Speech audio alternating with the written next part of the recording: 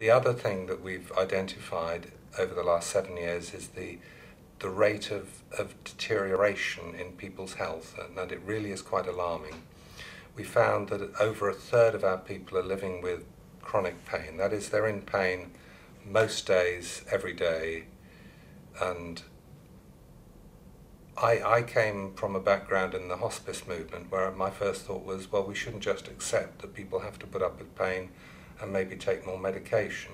And so we started asking around, and we found that there are people in Germany, and particularly in Sweden, who'd also been working on this, and they come up with some solutions that could deal with some of the main causes of pain. And the main causes seem to be to do with people using their bodies excessively, such as, for instance, people with short arms bending their back all the time and creating pain in their shoulders and their back. And so we've had a big program of work this last 3-4 years to try and find ways we can improve the support for people with these problems through the NHS, through their physiotherapists, and setting up our own scheme to do this. And our attitude is that people should reasonably expect at the age of 45 or so to have another 30 or 40 years to live, and we don't think that they should have to expect that that should be just continuing pain. So one of our guinea pigs, I think I can say, is a lady who went through the Swedish process as a case study with us, and she'd already been told by her doctor and her consultant that the pain she was experiencing, that it was so bad she'd had to give up work, she was an office worker, was not going to go away, and the deterioration would get worse, and that by the time she was 50 she could expect to be completely incapacitated. And that's really pretty scary news to hear when you're only 40, 42 years old. And she went through the process with the Swedes, and they followed the training they gave her, and within 2 to 4 weeks she was saying that her pain level was down by 80%, that it was a fantastic improvement, it was almost unbelievable. And we've since seen several more people experience that big improvement, but it means changes to their patterns of behaviour. And so this is where we're focusing. And so if we talk to people, for instance, about driving, one of the questions I'll now ask is, well, how long do you drive your car before it starts to hurt? Now, most able-bodied people don't have any idea that driving a car is going to cause you pain. But most of our people think, oh, it's normal, if I drive a car for an hour, then I'm going to be in pain, and, doesn't everybody experience that? And we say, well, no. You actually need to invest in changing your car so that the things that you're doing in your car are no longer damaging your body.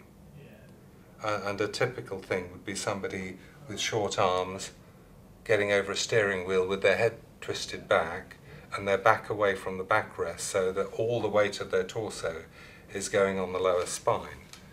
And that's damaging the lower spine and the shoulders and the neck and the arms.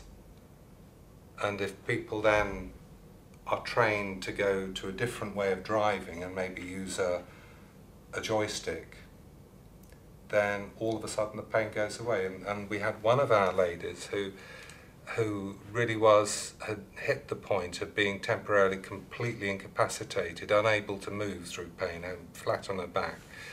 And she went through the process, and she invested in having her car changed, and she was saying, it's astonishing, my pain has gone away, and I can drive all the way, for 3 hours, maybe London to Manchester kind of distance, and it still doesn't hurt. This is astonishing.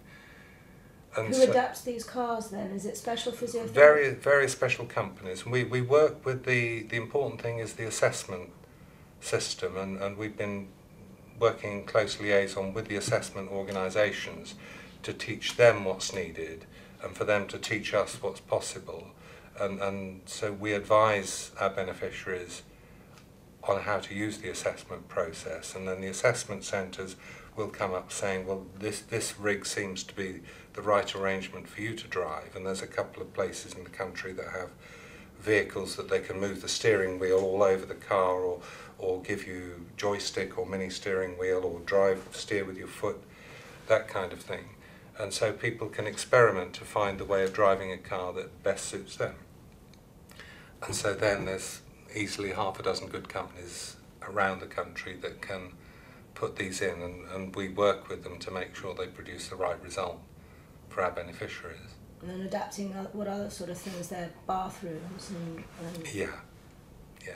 I think one of our team worked with us as a consultant on our computer system 7 years ago, and he said, well, you know, so you'll get a paperless toilet before you get a paperless office. And I said, well, actually, we've got 180 paperless toilets on our system, which we did at that point, and there's many more now.